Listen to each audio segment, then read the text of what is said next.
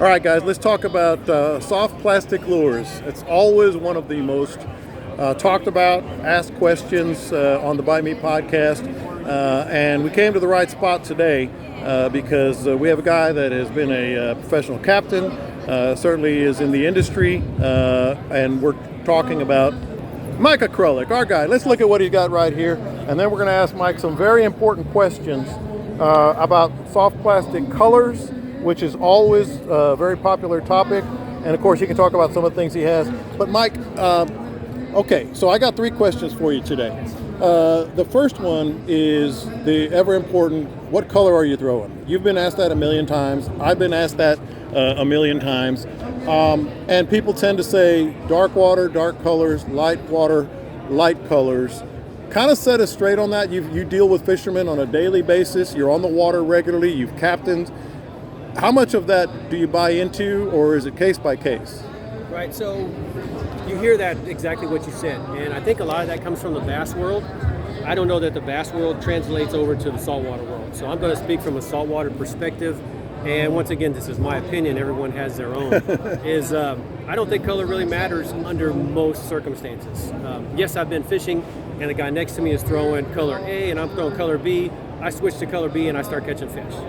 That has happened, but for the most part, it doesn't. And I'll tell you why I believe that is because when I'm catching fish or not catching fish, I change colors a lot because I'm in the lure industry. I want to see how things work. I want to see how colors work, and I can't correlate a difference that I caught it on that for a reason, right? Yeah. Now, with the exception of crystal clear water. So crystal clear water, I do think a more natural is going to work most of the time.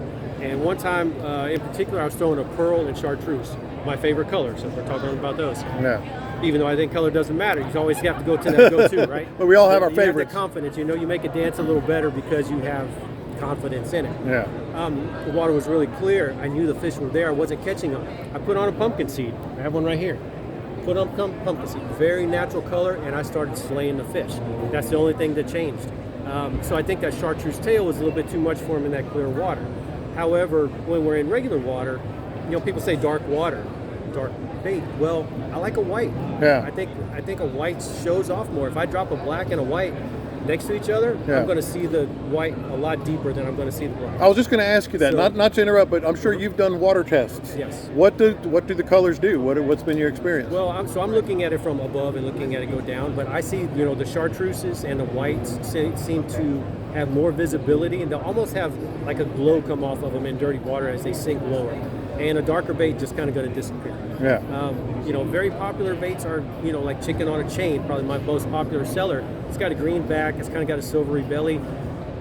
Most of the water that people are fishing in the upper coast, which I sell a ton of it here, is a green water. It's just really blending into that. Yeah. So I think it all comes down to the profile of the bait, the action it gives off, the darting, the vibration, the rattle, whatever it may be. Right. So then Well, we're going to get to the rattle because obviously you're a big friend of the podcast, but the chartreuse color is it's gold. I mean, it's chartreuse, but it's gold. And everybody else has, I'm a big advocate as well. Why is that? What has been your experience? And is it pretty much something you can always throw with relative confidence? I think so, except like in that really clear water. Yeah. Right. So I have some friends that fish really clear water all the time too. They won't touch a chartreuse tail. Yeah. But not everybody fishes that, and probably most people don't fish that. Yeah. So I think the chartreuse, it is there. It is bright. It's kind of like the white. You can kind of see it deep. Yeah. And if people are sight casting, they like it because they can see that tail. Yeah. So they can know where their lure is in relation to the fish. It makes it stand out, and it's not the whole thing's not there, just a little bit. Yeah. It gives them a little bit. Now, something to hone in. Yeah, here's the other thing. We all have our favorite confidence baits. You referenced that. I have mine. I've been a big fan of the Rogue ever since I got it from you. And I like is it cream and glitter over there? Yeah, I think we're going to see it here in a second. But what are some colors that are not the norm? I mean, you sell lures, and I know you have lures that you sell a lot of, and some that you may not sell as many of.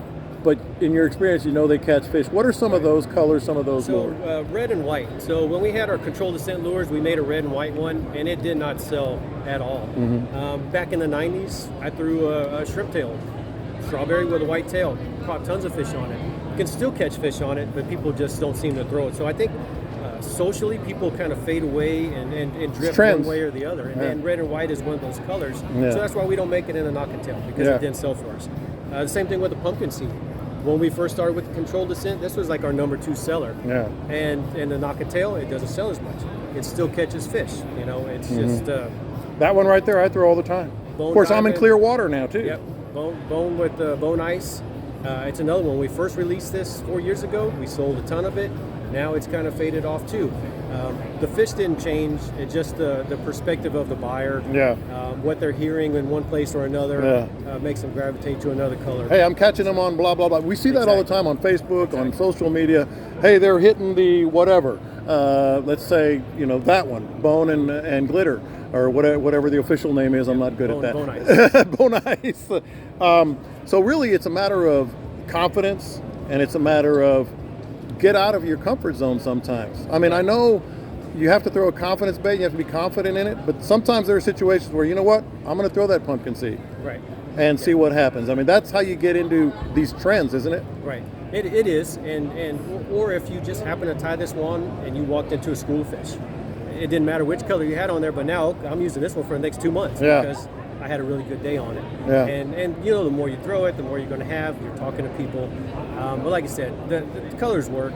They're all going to work in most situations, and just the kind of trends that kind of go one way or the other. Yeah. Well, we are here at the fishing show, and I've been taking up your time, so I want to give you a little shout out here. What have we got going on? Walk us through some of this. We have 25 for 20 is our show special. Mix and match any color, any size you want. We also have our jig heads. We have some spinner baits here, which we don't really sell anywhere else but the shows. And we have some special bags. Red shad, another color, I guess I could have mentioned, that just doesn't sell that well for us anymore. So this is all we have left. So if you like red shad, it catches. I have a guy fishes Baffin Bay. He swears by it, doesn't want me to discontinue it. But nobody, you're not buying enough of them to keep me going. So we have 3 bags left. When these are gone, it's done. So if you like red shad, come and get it. We've got these custom ones here that I painted for the show. These are $10 a bag. So it's Those are beautiful.